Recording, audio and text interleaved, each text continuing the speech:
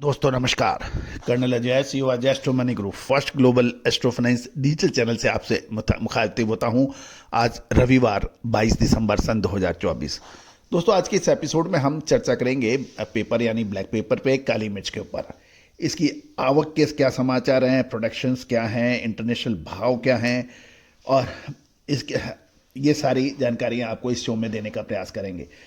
दोस्तों हमने छोटी इलायची की साप्ताहिक समीक्षा यानी कितनी टोटल आवक हुई, क्या भाव तेज रहे, क्या रहे मंद है, ये सारी जानकारियां एक दूसरे शो में अपलोड की है, उसको भी देखना ना भूलें। साथ साथ मसालों पर यानी स्पाइसेस पर विशेष रिसर्च रिपोर्ट के लिए आप संपर्क भी कर सकते हैं। दोस्तों तेजी आने के बाद तेजी और मंदी आने से बाद मंदी कहने से कभी कोई फायदा होता नहीं है। फायदा तभी होगा तब आप अग्रिम विशेष विश्लेषण प्राप्त कर पाएं। दोस्तों व्यापार की वृद्धि के कई महत्वपूर्ण स्टेप होते हैं। व्यापार को नेक्स्ट स्टेप में ले जाने के लिए आपको दूसरों से हट के सोचना पड़ता है, दूसरों से हट के बात करनी पड़ती है, अनुमान विश्लेषण के लिए विशेषज्ञों को अपने साथ जोड़ना पड़ता है। तो दोस्तों इस कड़ी के अंदर आप हमारी सर्विसेज के लिए आप संपर्क कर सकते हैं। दोस्तों काली मिर्च का उत्पादन कर्नाटक, केरल और तमिलनाडु यानी दक्षिण भारत के राज्यों में ही होता है और इस बार प्रतिकूल मौसम के कारण 2024-25 सीजन में उत्पादन 10 से 15% कम होने का अनुमान लगाया गया है, जिससे पिछले लगभग 12 से 15 दिनों के अंदर काली मिर्च में तेजी देखी गई है। और लेकिन पिछले एक आध दिन से काली मिर्च के दामों के अंदर 300 रुपये प्रति क्विंटल की गिरावट भी देखने की मिली है। और व्यापारियों से बात करने पे पता लगा कि उनका कहना यह है कि एक बार तेजी आने के बाद ये मुनाफा वसूली हो सकती है।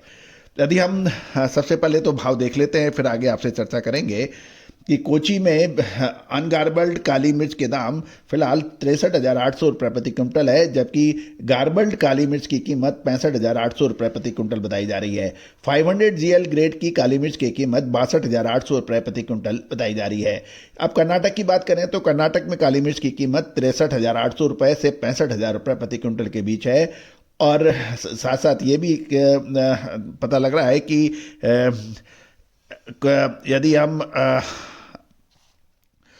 आवक के ऊपर एक प्रश्न चिन्ह यह है क्योंकि श्रीलंका से नियमित रूप से काली मिर्च का आयात हो रहा है, जो ये भी एक ध्यान देने वाली बात है।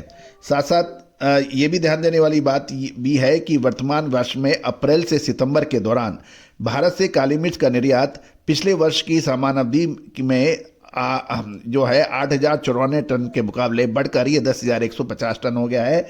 ये भी एक पॉजिटिव बात मानी जानी चाहिए। अंतर्राष्ट्रीय बाजारों की हम बात करें तो वियतनाम, ब्राज़ील और इंडोनेशिया और मलेशिया के ऊपर हम चर्चा करेंगे।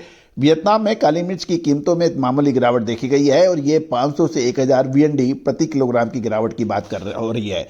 वियतनाम में प्रमुख काली मिर्च के उत्पादक इलाकों में कीमतें 1,44,000 VND से 1,45,500 VND के प्रति किलोग्राम के बीच में हैं।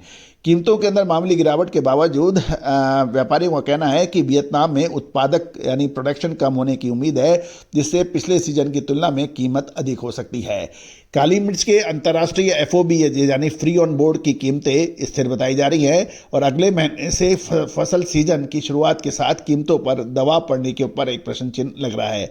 इंटरनेशनल मार्केट में फ्री ऑन बोर्ड यानी FOB की कोटेशन इस प्रकार आई हुई है। ब्राज़ील एस्टा 6,275 अमेरिकी डॉलर प्रति मैट्रिक टन है। वियतनाम 500 GL के भाव 6,400 अमेरिकी डॉलर प्रति मैट्रिक टन। वियतनाम 550 GL से 6,700 अमेरिकन डॉलर प्रति metric ton. Indonesia ASTA 6,736 American dollar प्रति मैट्रिक टन है। मलेशियन के अंदर 8,200 रिंगिट प्रति मैट्रिक टन के भाव बताए जा रहे हैं। कुल मिलाकर काली मिर्च, छोटी इलायची, बड़ी इलायची, अजवाइन, मेथी, सौंफ, जीरा और धनिया अगले लगभग 15 से 20 दिन और एक महीना बहुत महत्वपूर्ण रहने की संभावना है। क्या ऊपरी स्तरों पर मुनाफा वसूल करके निकलना चाहिए या फिर अभी करना चाहिए इंतजार? दोस्तों विशेष रिसर्च रिपोर्ट के लिए संपर्क कर सकते हैं। All the very best, good luck, happy trading.